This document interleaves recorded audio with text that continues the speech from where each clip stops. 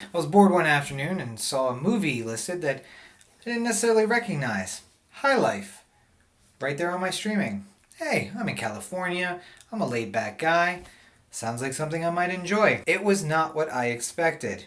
Not the newest Cheech and Chong movie, that's for sure. Nope, the sci fi erotic thriller High Life. Not what I thought it was going to be.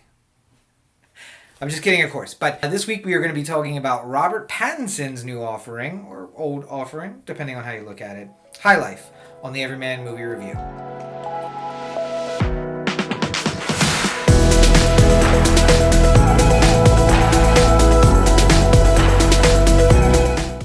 So I just, of course, in the opening, High Life was a movie I really wanted to check out in the summer of 2018, but unfortunately I did not get out to the theater to see. It was in and out a lot faster than I thought it would be, and maybe I am less surprised after having seen it now. I didn't see it listed as a sci-fi erotic thriller when it was in movie theaters. That is how it is listed now on streaming services. And oh boy, is it? But let's get through the pleasantries first, shall we? High Life was directed by Claire Denis, or Claire Denis, a French director, in her English language debut. It was written by Claire as well as her longtime collaborator, Jean-Paul Fargo. It stars probably most notably Robert Pattinson, Juliette Binoche, Andre Benjamin, otherwise known as Andre 3000, and a supporting cast mainly out of European cinema, but who are names that are known there, but maybe not as well known here. Maybe only known, Mia Goth, maybe the only name you may have heard before from American cinema. So, High Life. I love a sci-fi movie. I love a space movie, especially a deep space exploration movie. Talked about a couple of those on the reviews thus far. Did not know what I was getting into when I was going to watch High Life. I want to read you the description. I want to see if you, after this review, agree that it was a surprise what I got myself into, okay? So here's the basic description, if you will. I'm going to read directly from the streaming service. The film focuses on a group of criminals who are sent on a mission to travel on a spaceship towards a black hole while taking part in scientific experiments. That seems innocuous enough. Robert Pattinson, I'm down for that. Let's give it a look. Then I saw the previews and I said, oh, but there's like a baby involved and her growing up. This seems interesting enough. But then I got into the movie. And it's a little more complicated than that. So all of the people on this spaceship are facing death sentences on Earth. And in lieu of getting death, they are given what essentially amounts to a one-way trip to this black hole. They are going to be experimented on the way, and when they reach there, they have a very important experiment to carry out at the black hole. Then they can come back, but of course, the reality of time, the reality of space, the reality of space-time is that much more time will have passed on Earth than will have passed for them, and they'll come back to an Earth that they don't recognize, and that it's likely that their life as they know it will likely be over anyway. So the experiment of the black hole is to try and use the rotational energy of the black hole to create a never-ending power source for Earth. Not really explained how that's going to work, but in the end, the science I get. Sure, maybe we could build a space station out there and power it from it. I don't know how that power gets back to Earth, but that's not really important because none of this has to do with science fiction, really, or with space travel at all. These people could have been literally anywhere, just trapped, and this story would have acted the same. Why? Because it's the other experiments that are important. It's not the black hole experiment, it's the sex experiment. And like I said, if I had seen that it was a sci-fi erotic thriller, I might have been prepared for that. But instead, at some point in the movie, Juliette Binoche is in a sex room, which apparently I missed being introduced as the sex room, and she's just in this machine. I don't know a G-rated way of explaining what that machine is. You're gonna have to watch this for yourself. Basically, the room closes after anyone is done with it and washes itself. So, that.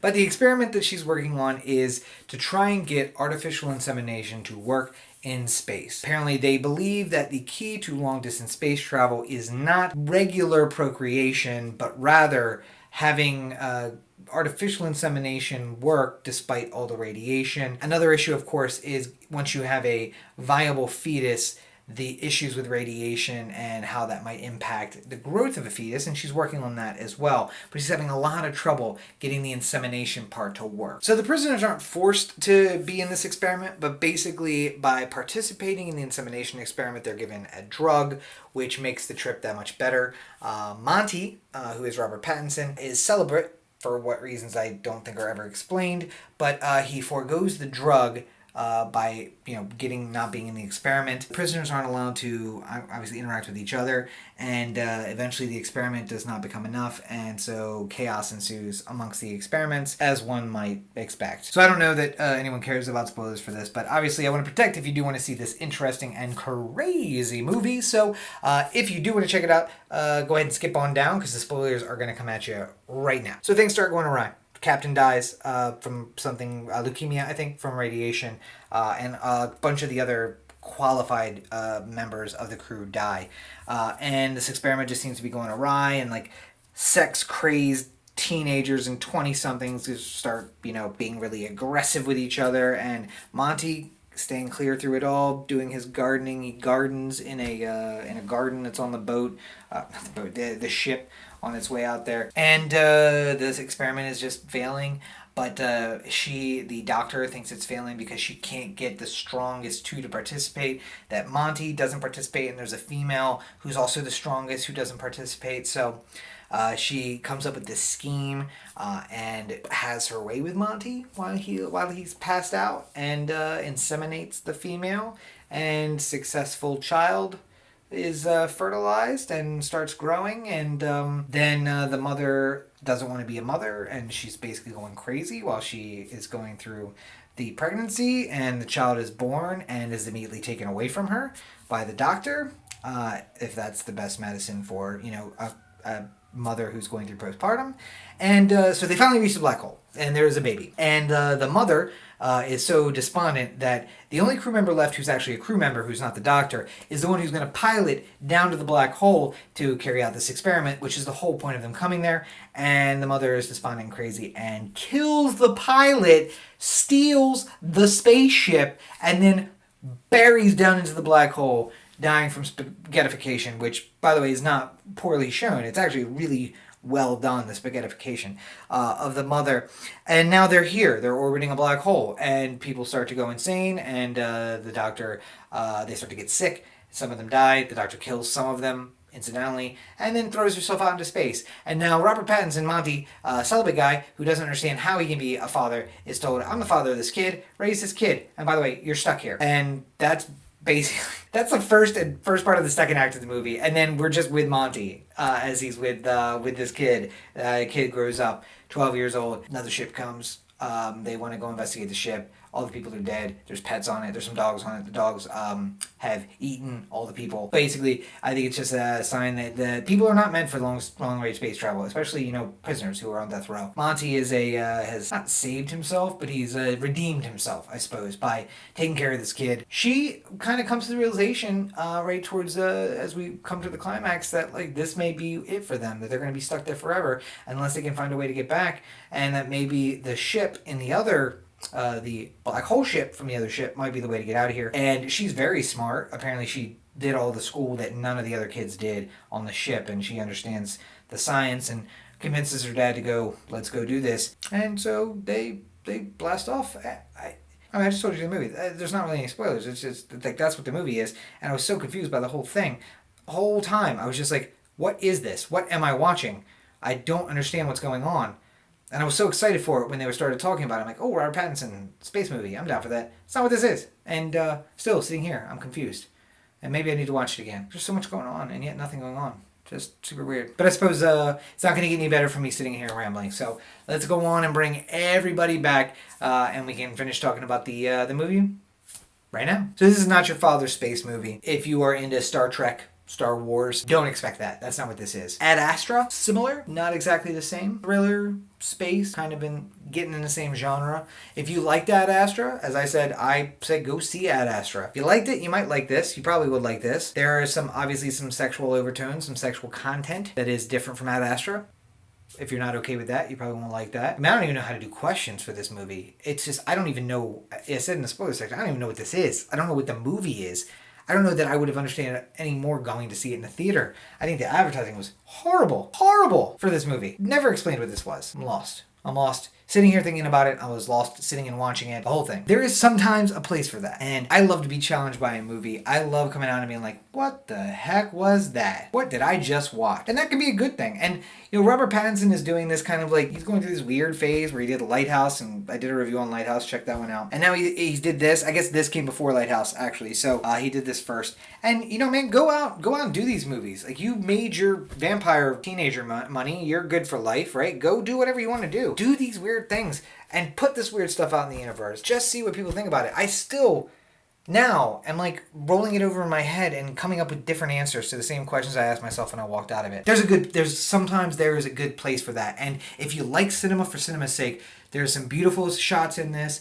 I think it was masterfully done. Confusing as hell, but masterfully done. Hiding everything till you really need to see it, and later on you're like, oh, they definitely showed us that and I just missed it. If you don't mind the gratuitous sex, if you don't mind being confused for most of the movie about what's going on and who are these people, it'll all be revealed to you and you're still not going to understand it. And if you're okay with that, then I could say it's going to be a good movie for you. It's going to be a must-see. If you like interesting cinema, if you like European cinema, because I have a feeling that's the best way to describe it. It's European cinema, which doesn't always make sense. French cinema is infamously, I think back to The Critic, which was an animated show from the 90s, where he does a French movie that is just like random pictures and scenes of stuff and then just bean at the end. Like, that's how I kind of feel like this was. Kind of random, followed a basic plot, but not too much. If you're down for that, you're going to enjoy this movie. I have to admit that I am not most movie viewers. You are not mostly the people who are going to go watch a French movie just because. In that case, I will say that for most of you,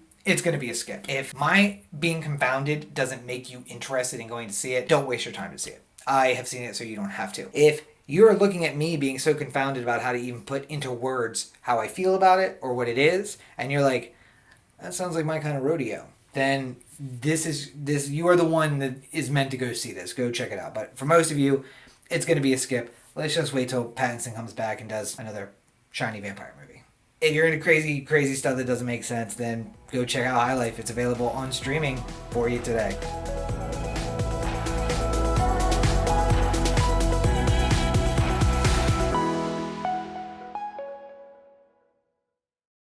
And there you have it. Yet another episode of the Everyman Movie Review in the books. At the top right now, I just like to thank, as I always do, my patrons over at Patreon. I could not do this without you. Your monetary support, as well as your moral support, keeps me going every single day. I love to see the messages from you guys. I love to see that you're checking out the episodes. I got some new lights. I got some new camera. I got new background, new green screen. I shoot from a green screen, guys. All of that is all thanks to my Patreon subscribers. So thank you guys, as always, for all of your support. If you would like to join the privileged few, it's so easy. Go on over to patreon.com. That's patreon.com/Robert N. Cheek, and you can become one of my supporters for as little as $1 a month. You can support all the things that I do, the videos, the books, the screenplays, everything.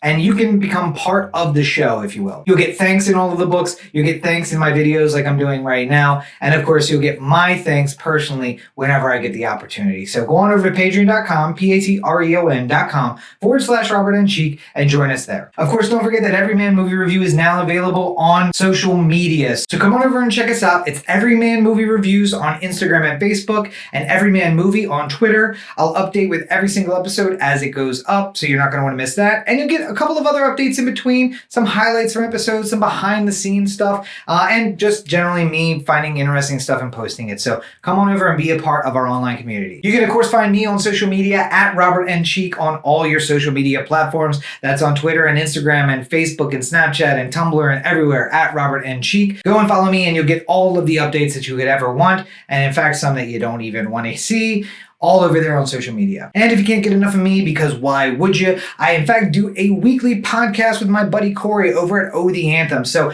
go subscribe to that. It's at ohtheanthem.com, at Oh The Anthem on all your social media. We do a new episode every single week for the last 300 plus weeks. It's new content all the time, and it's all available on YouTube and over at anchor.fm/OD Anthem. Videos of these reviews are, of course, available on YouTube, youtube.com/Rob Cheek. They're also available in podcast form at anchor.fm/Everyman Movie Reviews. If you'd like to give me feedback, the best way to do that is to go to anchor.fm/Everyman Movie Reviews/message. It's an easy way to send me a text message or a voice message. I'll include the voice messages in the podcast version of the show, and of course talk about any comments or questions I have either from the messages or in the video comments below. Finally, I'm always working on new content, so make sure that you subscribe to the YouTube channel, whether it's the Everyman Movie Reviews, which you're watching right now, the Rob Explains Everything, the personal vlogs of my journeys wherever I tend to go, or anything else. You're going to be able to find it all right there. Make sure you subscribe and hit that notification so you know when I upload a new video. So thank you guys for joining me once again.